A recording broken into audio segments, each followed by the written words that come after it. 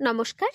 বাংলা গল্প ঘরের সমস্ত শ্রোতা বন্ধুদের স্বাগত জানিয়ে আজকের গল্প পাঠ শুরু করতে চলেছি।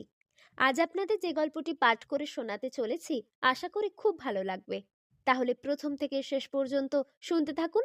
শুরু করছি আজকের গল্প পাঠ। নারায়ণ গঙ্গোপাধ্যায়ের লেখা পুষ্করা। তর্করত্ন কালী পূজায় বসেছিলেন। শুক্লা চতুর্দশীর রাত। আশ্বিনের জ্যোৎস্না শুভ্র আকাশ। কোথা থেকে রাশি রাশি কালো মেঘ এসে সে শুভ্রতাকে আচ্ছন্ন করে দিয়েছে। সন্ধ্যায় নদীর যে জল গলানো রূপোর মতো ঝলমল করছিল, তার রং এখন কালো আর পিঙ্গলে মিশে যেন হিংস্রতার রূপ নিয়েছে। আর একবার খানিকটা কারণ গলাধ্যকরণ করে তর্করত্ন ভয়ার্ত বিহ্বল চোখে তাকালেন। ওপারের বন জঙ্গলগুলো রাশি রাশি বিচ্ছিন্ন আর আকারহীন বিভীষিকার মতো জেগে রয়েছে। বাতাসে শীতের আভাস। তর্করত্নের মনে হলো তবুও তার সমস্ত শরীরের মধ্যে আগুন জ্বলছে। রোমকূপের রন্ধ্রপথে আগুনের কণার মতো বেরিয়ে আসছে ঘামের বিন্দু। শুক্লা চতুর্দশী রাতে কালী পুজো। কথাটা শুনতে অশোভন আর অশাস্ত্রীয় ঠেকছে, কিন্তু এ সাধারণ কালী পুজো নয়। আশেপাশে 10খানা গ্রাম জুড়ে মোড়ক দেখা দিয়েছে, কলেরার মোড়ক। আর সে কি মৃত্যু! 6 মাসের শিশু থেকে 60 বছরের বুড়ো দিব্যি আছে, কোনো রোগব্যাধির বালাই নেই। হঠাৎ কাটা কই মাছের মতো ধরফর করে মরে যাচ্ছে। তাই দেবীর কোপ শান্ত করবার জন্যে শ্মশানে শ্মশান কালী পুজোর আয়োজন। অসহায় বিপন্ন মানুষ তিথি নক্ষত্রের দোহাই আর মানে না। পাশে একটা পেট্রোম্যাক্স জ্বলছে, তার সাদা দীপ্তিটা কেমন নীলাভ হয়ে আসছে। তেল ফুরিয়ে গেছে বোধহয়। আলোটার ওপরে নিচে নানা জাতের ছোট বড় পোকা এসে জমেছে স্তূপাকারে। তারই অদূরে বসে কাশি কুমোর গাঁজা খাচ্ছে আর গায়ের ওপর থেকে পোকা তাড়াচ্ছে ক্রমাগত। মুখ থেকে গাঁজার কলকে নামিয়ে কাশি কুমোর বললে, এলো। অসহায় কাতর দৃষ্টিতে চারিদিকে তাকিয়ে তর্করত্ন বললেন, না, কোনো পাত্তাই তো দেখছি না। কাশি বললে, রাত তো প্রায় কাবার, ভোগ হয়ে গেছে কতক্ষণ। ও আর আজ আসবে? আসবে না? আসবে না মানে? বীরাসনে বসেও রক্তবস্ত্রধারী তর্করত্নের আপাদ মস্তক থরথর করে কেঁপে উঠল। না এলে কি হবে জানিস? পুষ্করা পাবে, কারো আর রক্ষা থাকবে না। তোর নয়, আমার নয়। শ্মশানখালির খোঁড়ায় কেটে কুটে এক জায়গায় হয়ে যাবে সমস্ত। একটি মানুষেরও আর বাঁচবার জো থাকবে না রে। কাশি কুমারের হাত থেকে গাঁজার কলকে খসে পড়ে গেল। ডাকো না ঠাকুর, ভালো করে মাকে ডাকো। এতকাল পুজো আচ্চা করলে, এত বড় পণ্ডিত তুমি, আর দেবীকে ভোগ খাওয়াতে পারলে না? ডাকো ডাকো, প্রাণপণে ডাকো। শুকনো মুখে তর্করত্ন বললেন, ডাকছি তো, কিন্তু। একটু দূরে আধো অন্ধকারের মধ্যে বড় একখানা কলা পাতায় পাকারে লুচি সাজানো আর খানিকটা মাংস, তার উপরে বড় একটা জবা ফুল। পেট্রোম্যাক্সের আলোতে চাপ বাঁধা খানিকটা রক্তের মতো দেখাচ্ছে। সেদিকে দুখানা হাত বাড়িয়ে দিয়ে তর্করত্ন আবেগ ভরা কম্পিত গলায় মন্ত্র উচ্চারণ করতে লাগলেন। দেবী, প্রসন্ন হও, প্রসন্ন হও, তোমার ভোগ গ্রহণ করো, জগৎকে রক্ষা করো। কিন্তু কোথায় দেবী? নিশিরাত্রের শ্মশান। শুধু শ্মশান বললে কম বলা হয়, এ মহা শ্মশান। অগভীর আর পঙ্কস্রোতা নদীর ধারে ধারে প্রায় 3 মাইল জুড়ে এই শ্মশান ছড়িয়ে পড়ে আছে। কত যে মরা এখানে পুড়তে আসে তার হিসেব দেওয়া দুঃসাধ্য। আধপোড়া হাড়, মানুষের মাথা, চিতার কয়লা, পোড়া বাঁশ আর রাশি রাশি ভাঙা কলসি। প্রতি বছর বানের সময় নদী পার ভাঙে, মুছে নিয়ে যায় অসংখ্য চিতার অঙ্গার চিহ্ন। মরার মাথার পোড়া হাড়ের টুকরোই তার গর্ভ ভরাট হয়ে ওঠে। তারপরেই আবার নতুন চিতা জ্বলে, লকলকে আগুনের শিখা। প্রতিফলিত হয় অস্বাস্থ্যকর কালচে জলের ওপর। শ্মশান ক্রমশ এগিয়ে আসে লোকালয়ের কোল পর্যন্ত। আগে যেখানে মরা নিয়ে যেতে হলে পরপর 3খানা পোড়ো জমির মাঠ পেরিয়ে যেতে হতো, এখন সেখান থেকে হরিধ্বনি দিলে গ্রামের ঘরে ঘরে তার সাড়া জেগে ওঠে। তর্করত্ন পেছনে ফিরে তাকালেন। নিঃশব্দ ঘুমন্ত গ্রাম। ঘুমন্ত, আতকে মুবিচ্ছত, মৃত্যুতে অসাড়। যে বাড়িতে 7টি লোক ছিল তার 4টি হয়তো মরে শেষ হয়ে গেছে। একজনের হয়তো ভেদবমি ধরেছে, খুব সম্ভব শহরে পালিয়ে গিয়ে প্রাণ বাঁচিয়েছে।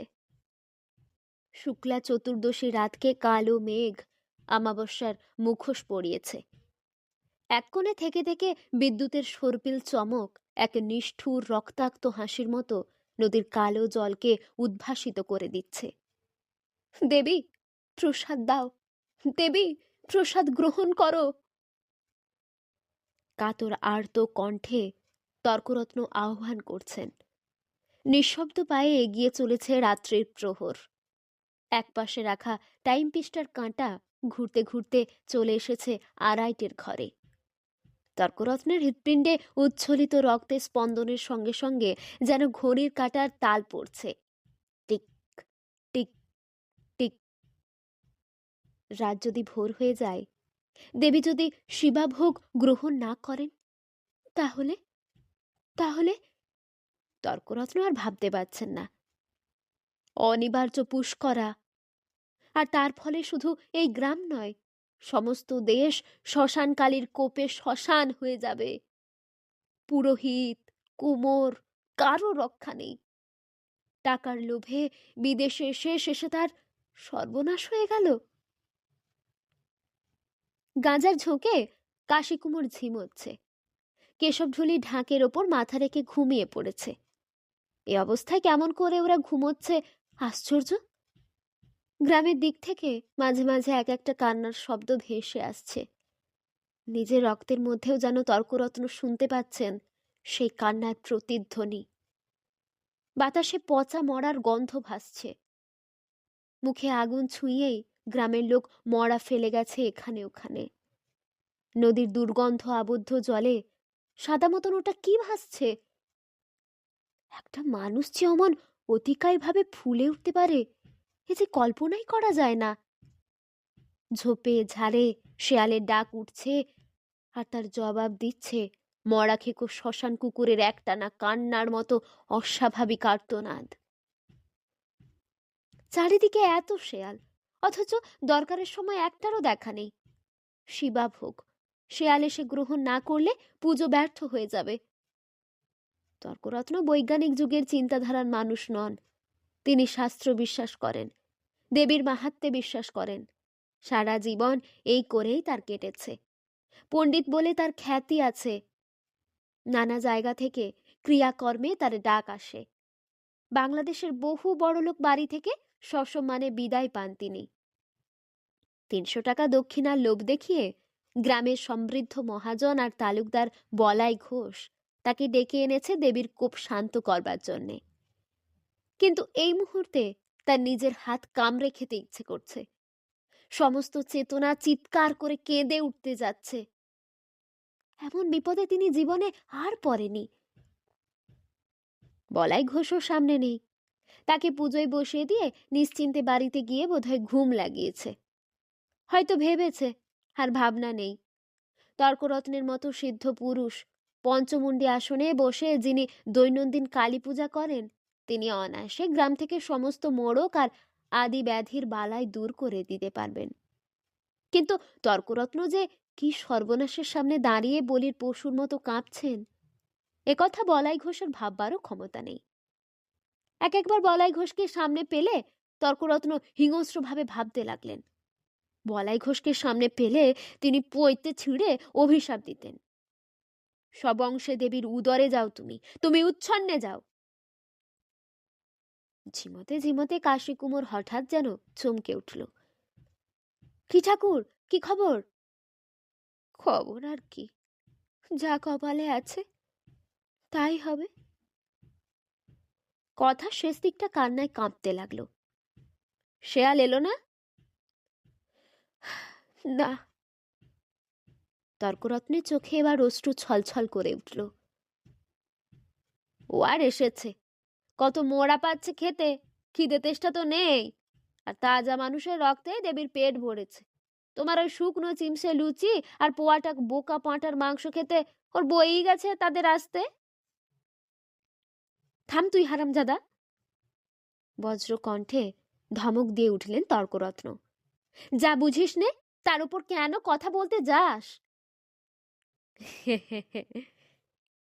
নির্বোধ শব্দ করে কাশীকুমার হেসে উঠল। গাঁজার নেশায় তার ভয় ডর ভেঙে গেছে। আচ্ছা আমি থামলাম। ন্যাংটোর আবার বাটপারের ভয়। আমার তো সবই ওই ওলা দেবীর পেটে গেছে, বউ বেটা সমস্তই।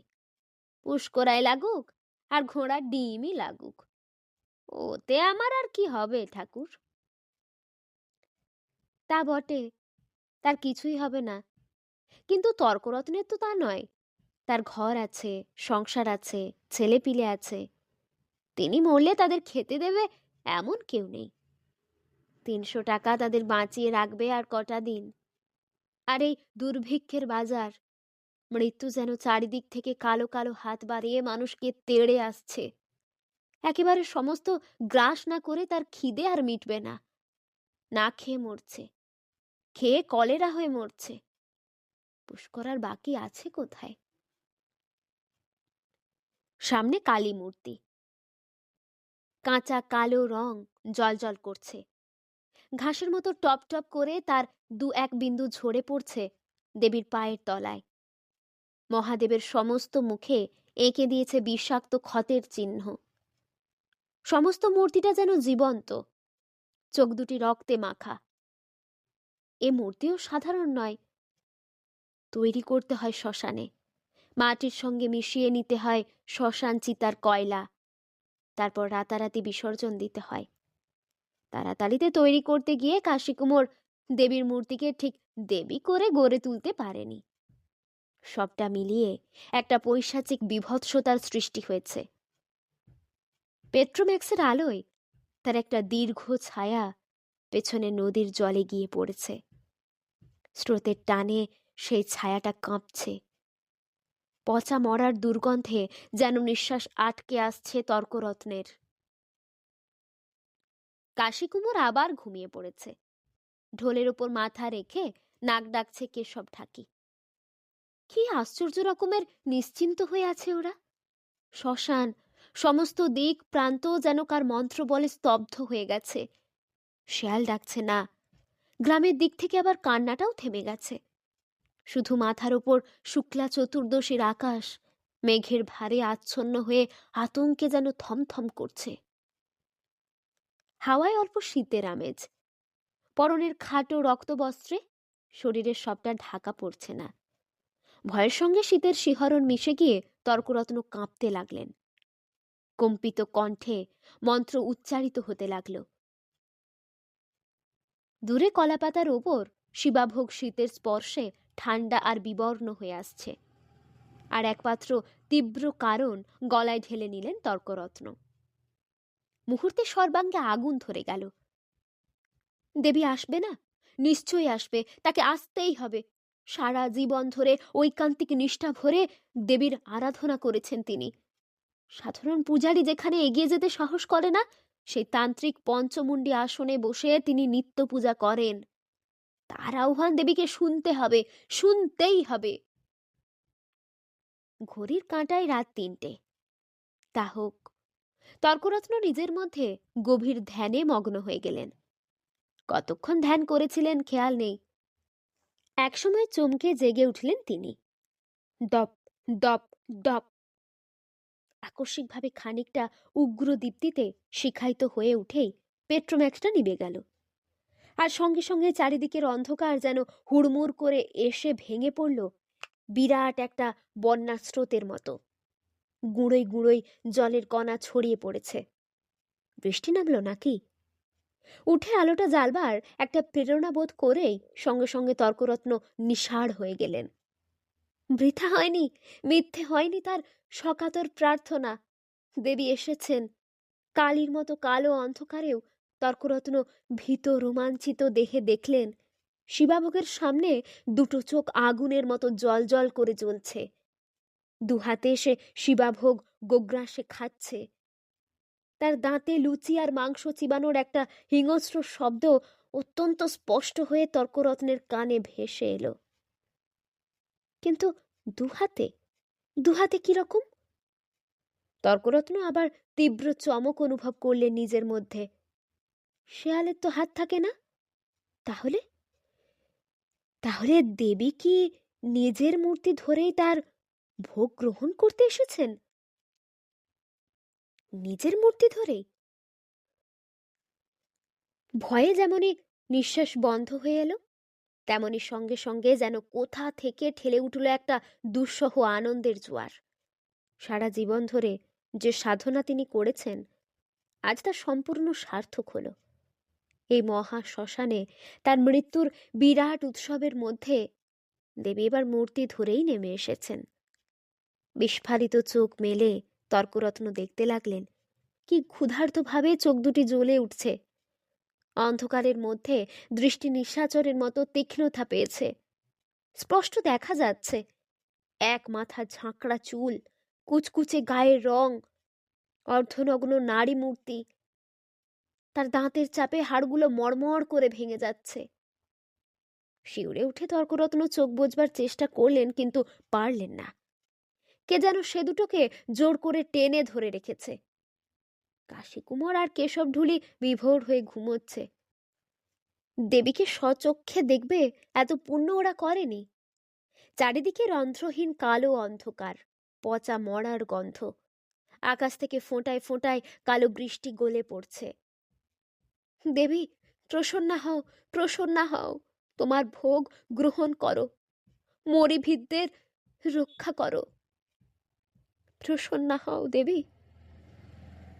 ভীত শুকনো গলায় উচ্চারিত হতে লাগলো ক্ষীণ প্রার্থনা, কিন্তু এত নিঃশব্দে যে তর্করত্ন নিজেই তা শুনতে পেলেন না। ঘড়ির কাঁটায় তাল পড়ছে, টিক টিক টিক। তর্করত্নের বুকের মধ্যে তার প্রতিধ্বনি। কালো অন্ধকারের পাষাণ প্রাচীর ভেদ করে সময় যেন এগিয়ে যেতে পারছে না, বারবার করে থমকে দাঁড়াচ্ছে। হাড় চিবানোর শব্দটা তারই মধ্যে ক্রমাগত কানে আসছে। তর্করত্নের গলা শুকিয়ে আসছে, সমস্ত শরীর যেন হিম হয়ে যাচ্ছে। আর একবার কারণ খেয়ে নিতে পারলে মন্দ হতো না, কিন্তু নড়বার সাধ্য নেই। কে যেন তার সমস্ত অঙ্গ প্রত্যঙ্গগুলিকে অসার আর অনড় করে দিয়েছে। হঠাৎ একটা প্রচণ্ড তীক্ষ্ণ হাসিতে সমস্ত শ্মশানটা থরথর করে কেঁপে উঠল। তার প্রতিধ্বনি ছড়িয়ে গেল দিকে দিগন্তে। মরা নদীর জল আতঙ্কে কুঁকড়ে গেল। ওপারের ন্যাড়া শিমুল গাছে ডুকরে উঠল শকুনের বাচ্চা। তর্করত্নের হৃৎপিণ্ডটা যেন লাফিয়ে গলার কাছে উঠে এসেই আবার ধড়াস করে আছড়ে পড়ে গেল। কাশীকুমার আর কেশব ঢুলি চমকে জেগে আর্তনাদ করে উঠল। অমানসিক ভয়ে বুজে আসা চোখ দুটো খুলে তর্করত্ন দেখতে গেলেন সে মূর্তিটা অন্ধকারের মধ্যে কোথায় মিলিয়ে গেছে। যেন দূর থেকে ভেসে আসছে একটা দ্রুত বিলীয়মান লঘু পদধ্বনি। জয় মা শ্মশানকালী, জয় মা! তর্করত্ন গলা ফাটিয়ে চিৎকার করে উঠলেন, ওরে বাজা বাজা, আর ভয় নেই, দেবী নিজে এসেছিলেন, তার ভোগ নিজেই গ্রহণ করে গেছেন, বাজা! জয় মা শ্মশানকালী, জয় মা মহাকালী! আবার পেট্রোম্যাক্সের আলো জ্বলে উঠল। শিবাভোগ নিঃশেষিত। এমন হাতে হাতে প্রত্যক্ষ ফল সচরাচর তো দেখা যায় না। কেশবঢুলি প্রাণপণে ঢাকে ঘা লাগালো। কারণের বাকিটুকু এক চুমুকে নিঃশেষ করলেন তর্করত্ন। কাশীকুমোর গাঁজার কলকেটা নতুন করে সাজতে বসল। রাত ভোর হয়ে আসছে, 4:30। মাথার উপর থেকে কালো মেঘ আস্তে আস্তে সরে যাচ্ছে। তার এক পাশ দিয়ে অস্তগামী চাঁদের উজ্জ্বল আলো এতক্ষণে বিচ্ছুরিত হয়ে পড়ল। যেন মৃত্যুর জবনিকা মুখ থেকে সরিয়ে নিয়ে শ্মশানকালী প্রসন্ন হাসিতে হেসে উঠলেন। ভোরের আগেই এই অদ্ভুত ঘটনার কথা গ্রামের ঘরে ঘরে আলোড়ন জাগিয়ে দিলে। শ্মশানকালী নিজে এসে ভোগ গ্রহণ করেছেন। কলিযুগে দেবীর এমন প্রত্যক্ষ আবির্ভাবের কথা আর শোনা যায় না। এখন আর ভয় নেই, এবার গ্রাম রক্ষা পাবে, দেশ রক্ষা পাবে। মালি থাকবে না, মন্বন্তর থাকবে না। মৃত্যুমগ্ন গ্রামের ওপর উল্লাসের তরঙ্গ জেগে উঠল। তর্করত্নের চোখ দিয়েও দর দর করে জল পড়তে লাগলো। তার সাধনা এত দিনে সফল হয়েছে। দেবী এসে সশরীরে তাকে দর্শন দিয়েছেন। বেলাবেলি স্টেশনে যাবার ইচ্ছা ছিল তর্করত্নের, কিন্তু গ্রামের লোক তাকে যেতে দিলে তো। বলাইঘস্ত গলায় কাপড় জড়িয়ে সারা দিনই তার পদতলে পড়েই রইল। ধুলো দিতে দিতে পায়ের এক পর্দা চামড়াটাই উঠে গেল তর্করত্নের। আর সমবেত জনতার কাছে সত্যি মিথ্যের রং ছড়িয়ে ব্যাপারটা ফলাও করতে লাগলো কাশি কুমোর। মাকে দেখবার পুণ্যিত করেনি, তাই পাপ চোখে কি মোহিনী নিদ্রাটাই না নেমে এসেছিল। তার সবই লীলে। আর সেই ঘুটঘুটে অন্ধকারের মধ্যে মা নিজেই নেমে এসে শিবাভোগ খেলেন। গলায় মুন্ডমালা, হাতে খাঁড়া, জিভ থেকে টপ টপ করে পড়ছে রক্ত। তারপর সে কি ভয়ানক হাসি! শুনলে যেন পেটের পিলে আর ফুসফুস একসঙ্গে চড়াত করে ফেটে যায়। চমকে তাকিয়ে দেখি সমবেত জনতার উদ্গ্রীব ভয়ার্ত মুখের দিকে আর একবার চোখ বুলিয়ে নিয়ে শুরু করলেন।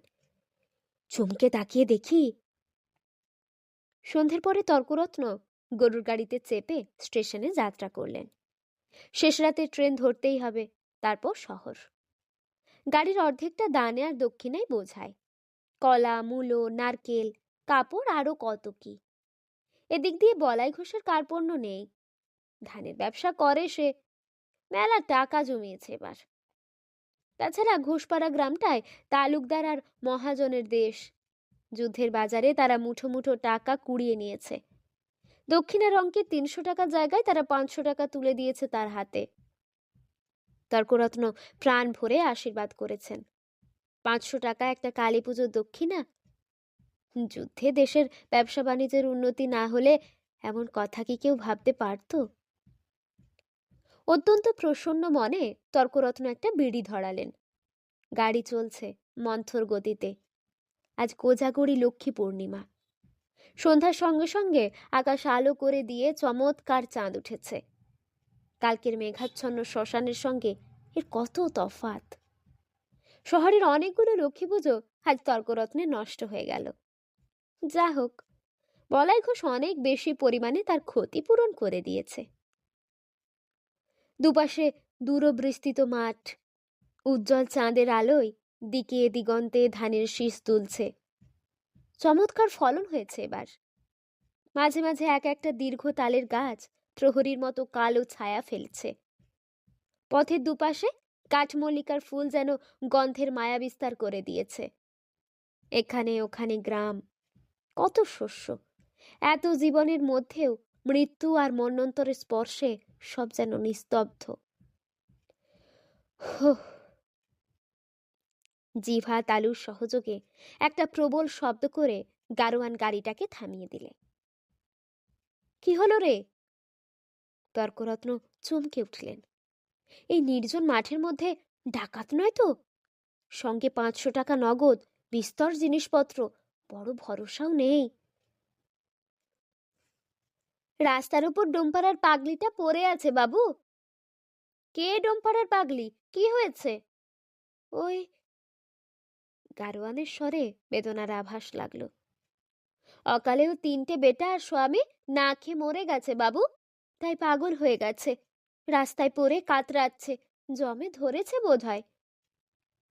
তর্করত্ন সব হয়ে গাড়ির মধ্যে মাথা ঢুকিয়ে দিলেন। থাক থাক, যেতে দে, পাশ দিয়ে তাড়াতাড়ি হাঁকিয়ে চলে যা। যে রোগ, বিশ্বাস নেই বাবা।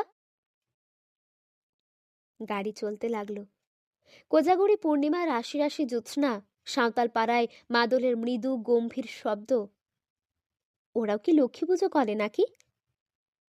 কোজাগরী লক্ষ্মী ঘরে ঘরে ডাক দিয়ে যান। কে জাগে? চাঁদের দুধে ধানের শীষ পূর্ণায়ত হয়ে উঠেছে। ফসলের ভরা ক্ষেতের মধ্যে থেকে থেকে একটি করে প্রদীপের শিখা শস্য লক্ষ্মীকে আহ্বান করছে মাটির মানুষেরা। তার পায়ের ছোঁয়া লেগে ক্ষেতের ধান সোনা হয়ে যাবে। কাঠমল্লিকার সুরভিতে কি তারই শ্রীঅঙ্গের পদ্মগন্ধ? তর্করত্নের মনটা হঠাৎ বিহ্বল হয়ে উঠল।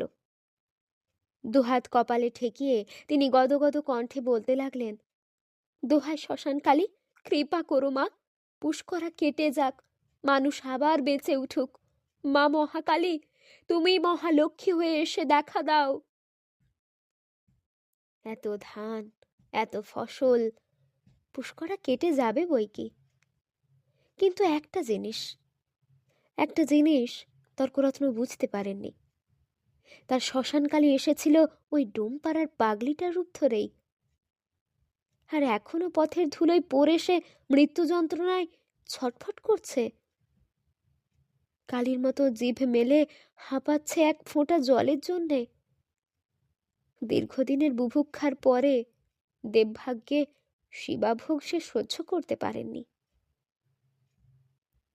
কিন্তু তবুও পুষ্করা কেটে যাবে। মারি আর মোরকের সমস্ত বিষ চিরকাল ওরাই নীলকণ্ঠের মতো নিঃশেষে পান করে তো নেয়।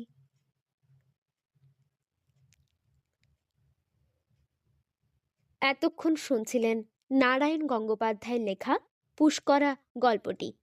এই গল্পটি আপনাদের কেমন লাগলো তা আমাকে অবশ্যই কমেন্টের মাধ্যমে জানিয়ে দেবেন। যদি ভালো লাগে তাহলে লাইক এবং সাবস্ক্রাইব করে আমাদের পাশে অবশ্যই থাকবেন।